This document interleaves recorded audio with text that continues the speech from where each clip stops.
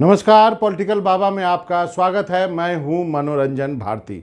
आज चर्चा करेंगे बिहार में राजनीति की। बिहार की राजनीति में उथल पुथल मची हुई है और आप कह सकते हैं कि बिहार के राजनीति गरमा गेल बा, बिहार की राजनीति गरम बा, क्योंकि उपेंद्र कुशवाहा ने जनता दल यूनाइटेड से इस्तीफा दे दिया है और अपनी नई पार्टी, फिर से नई पार्टी बनाने का ऐलान किया है। आप जानते हैं कि पिछले कई हफ्तों से नीतीश कुमार और उपेंद्र कुशवाहा के बीच एक जो आदान प्रदान, जो प्रेस कॉन्फ्रेंस के जरिए बयानबाजी हो रही थी, वो उसका आखिर नतीजा यही होना था। और उपेंद्र कुशवाहा जो है अब वो जेडीयू से अलग हो गए हैं।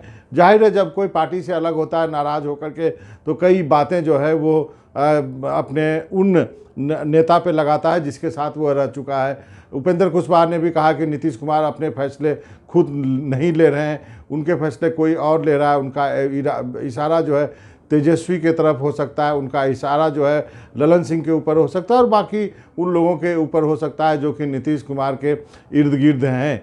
तो इन सब चीज़ों को लेकर के अब राजनीति जो है बिहार में गरमा गेलवा, क्योंकि अब जो है एक खुला खेल जो है 2024 के पहले शुरू हो गया है। और अब धीरे धीरे आपको ये भी दिखेगा कि कई और पार्टियां जो है वो अब तय करने में लग जाएंगी कि उनको एक पाले में रहने हैं या दूसरे पाले में रहने हैं।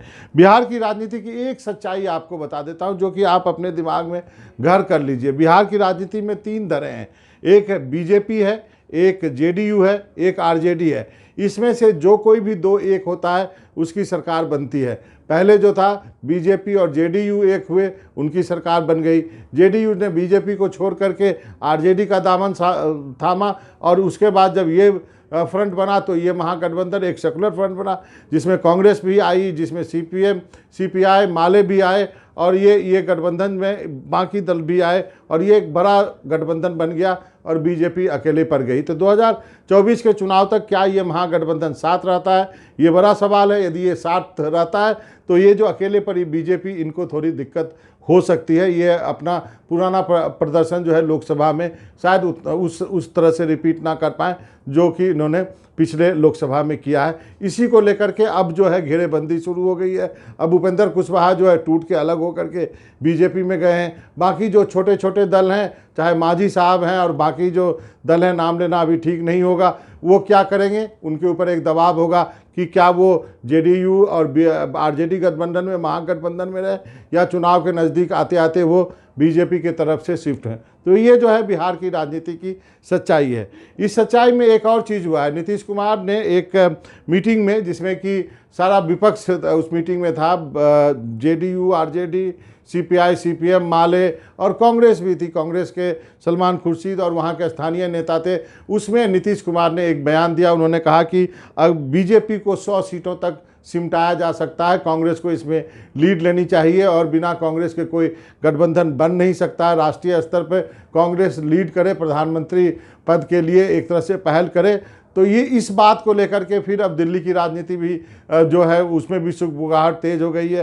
बीजेपी ने पलटवार करके नीतीश कुमार को कहा कि उनसे अपना बिहार नहीं संभल रहा, वो नेशनल लेवल की बात करें। लेकिन जो बात नीतीश कुमार ने कही उसमें क्या सच्चाई हो सकती है?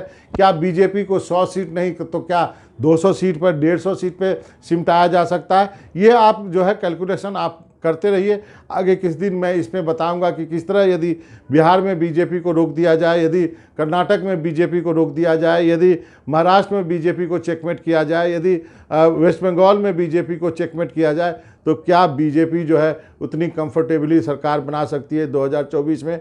थोड़ा जोड़ घटाव आप करेंगे तो आपको भी पता चल जाएगा।